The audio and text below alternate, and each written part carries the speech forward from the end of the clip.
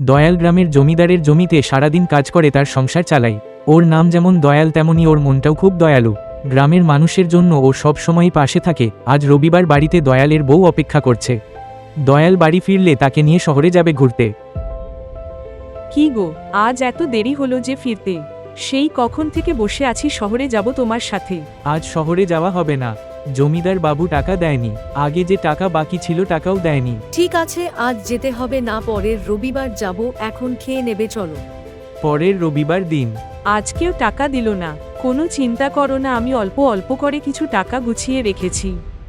আজ না হয় ওই টাকা দিয়েই চলো ঘুরে আসি। আবার যখন তুমি কাজ করবে তখন আবার টাকা গুছিয়ে রাখবো। সত্যি তোমার মতো বউ পেয়েছি।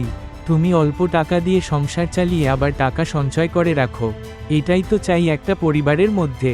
পরিবার শুধু টাকা দিয়ে চলে না, পরিবার চলে দুজনের ভালো থাকা নিয়েও।